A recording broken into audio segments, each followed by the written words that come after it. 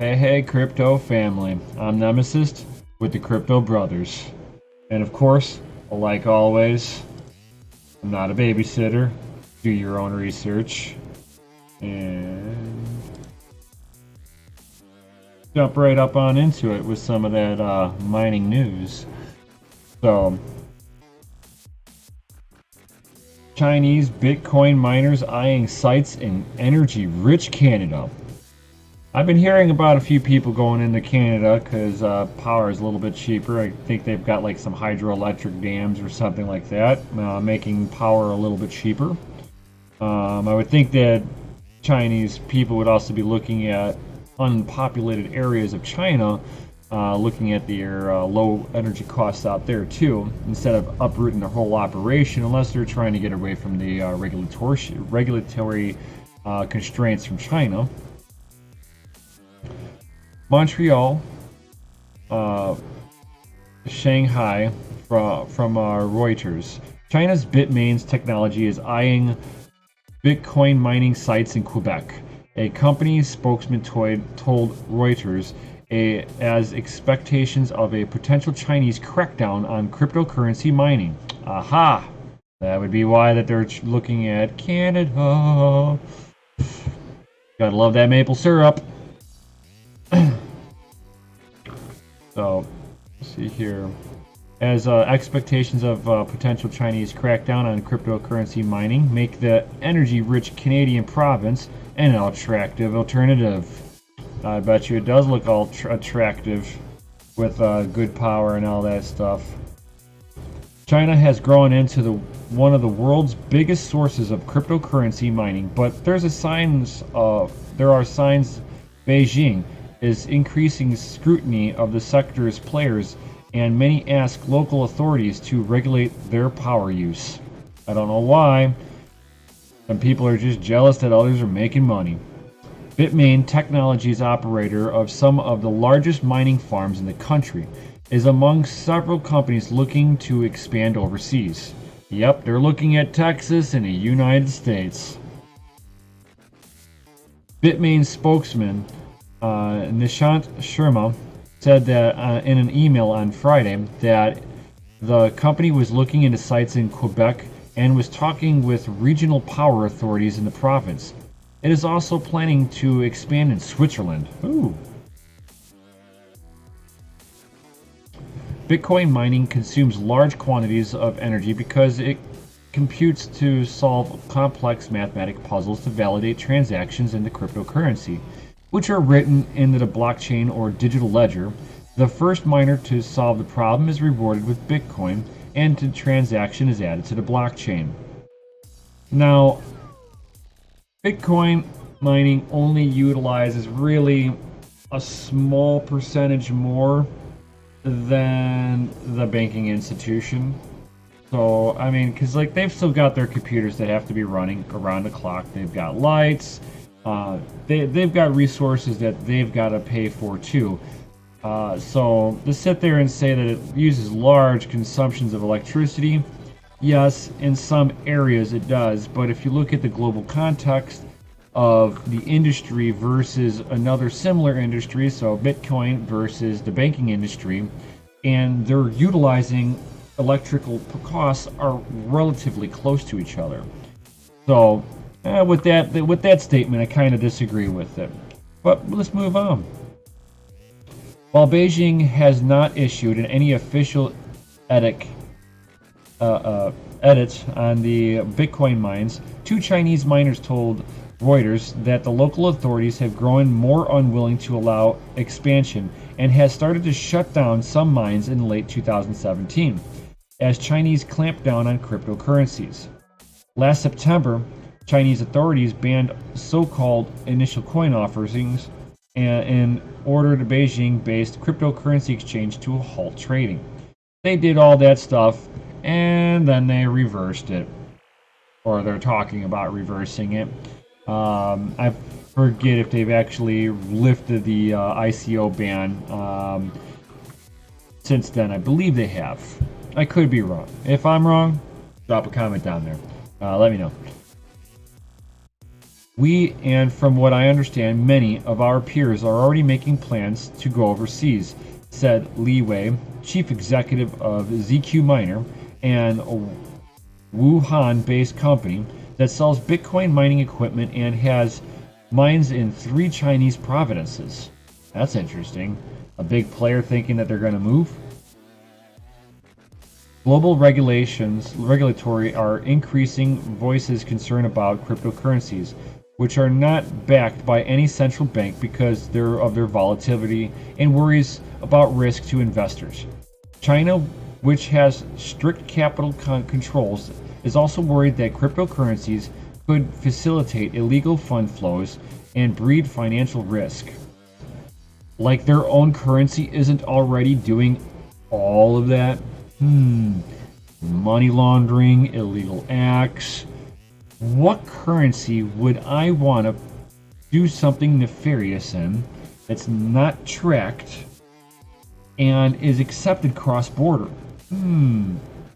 That sounds like fiat, not crypto. Not everybody's accepting crypto, but a lot of people are accepting fiat. In Canada, Hydro-Quebec Quebec described a potential sales pipeline of around 30 large cryptocurrency miners after a campaign by the public utility to attract data centers to the province triggered a flurry of investments from Bitcoin miners in 2017. I was right. Hydro. Because they've got the what the hell is that? Niagara Falls. So they've got all that hydro that's flowing off the falls, and they've got other places that they can. That I'm sure that they're also doing hydro dams and stuff like that. So I mean, this is a good way to solve power problems by generating power endlessly by flowing water. All those green people, this is your answer. The other answer would be as if you can facilitate a wind farm or, solar power. Solar power, I don't think so. Wind power, I think could be just as powerful as hydro, but the hydro would be around the clock. So you don't have to worry about batteries and stuff like that, where you would have to with other methods. Of the world's top 5 largest blockchain players, we have at least 3 of the 4. David Vincent, Director of Business Developments at Hydro-Quebec Distribution, said in an interview Wednesday. Stephanie Pequet, a Vice President of Montreal International, which promotes foreign investments in the province's largest cities, has called Quebec a place for green Bitcoin. That's cool. According to Hydro-Quebec, the province has an energy surplus equivalent to 100 terawatts over 10 years. 1 terawatt hour powers 60,000 homes in Quebec during the year. Neither Hydro-Quebec nor Montreal International would divulge names of the interested miners. Vincent said that the companies are eyeing operations from about 20 megawatts, the size of a data center, to sites as large as 300 megawatts, which is the size of a small aluminum smelter. He expects some of the large companies to begin operations in Quebec this year and early 2019. Bitmain spokesman said that Bitmain has been mining in Canada since 2016, but did not say where. Now that's interesting. I wonder where else they're mining from. And that just shows that they have been mining, and that's where they get some of their money from. And I wonder if they're mining that Bcash. And is that the reason why they hold so much of that Bcash? Are they mining the hell out of it? The challenge for miners is finding existing facilities in Quebec that already have buildings and other infrastructures in place to use the large energy supply required for cryptocurrency mining. A new facility would take a year to be operational. We have the energy available, said Eric Fillion, Customer Vice President for Hydro-Quebec Distribution Division. It's a question of finding land and buildings quickly. That is true. Hydro-Quebec, which offers some of the lowest electricity rates in North America, charges an industrial rate of 0.0248 cents per kilowatt hour, and which equates to, what is that, 2.48 cents for data centers and 3. Okay, I see what they're doing here. So it's 2.48 cents a kilowatt hour for industrial charge rates, and almost 4 cents for cryptocurrency miners. Now that's cool. That if I were to be mining like that, I'd be so profitable. I'm kind of jealous, and it almost makes me want to move there, just for the really good power. Customers would have to assume other startup costs, Fillion said. Textiles and pulp and paper facilities are particularly attractive to cryptocurrency companies because of their large building manufacturing facilities. Alan Bourgads, a company vice president for Montreal-based Resolute Forest Products, RFPN, said by phone that the company has been contacted by cryptocurrency companies about possibly sharing their existing production site or ones that are no longer in use. We are looking at this prudently, he said. It's an interesting opportunity that could generate value. In central Canada's Manitoba province, government-owned utility Manitoba Hydro has filled more than 100 inquiries from cryptocurrency miners in the past 3 months about specific sites, a spokesman said. The interests include North American broker who represents Chinese investors attracted by Manitoba's cheap power and potential reduced cooling requirements. Spokesman Bruce Owen said, It is working with 2 large-scale cryptocurrency operations that want to set up in Manitoba, he said. Now that's interesting, because Canada is a lot further north than where I am in U.S. Like right now, it's getting cold outside this time of year. I'm actually able to shut down most of my fans, and I've got one fan because this is in my house. I've got one fan now turned around, blowing in from outside instead of exhausting out. So I'm not just getting rid of the heat, I'm now preserving some of the heat. And I've got my bedroom over here opened up with the door. I've got a couple of windows in the back opened up, trying to pull that nice cool air through the rigs, which is turning it into heat. And then that hot air now gets blown through my house. So now I'm going to be warming up my house with my mining equipment. That's kind of cool. So I mean, if I was a little bit further up north, I wouldn't even have to worry about so much cooling, because it's actually their summers up there are still pretty cold.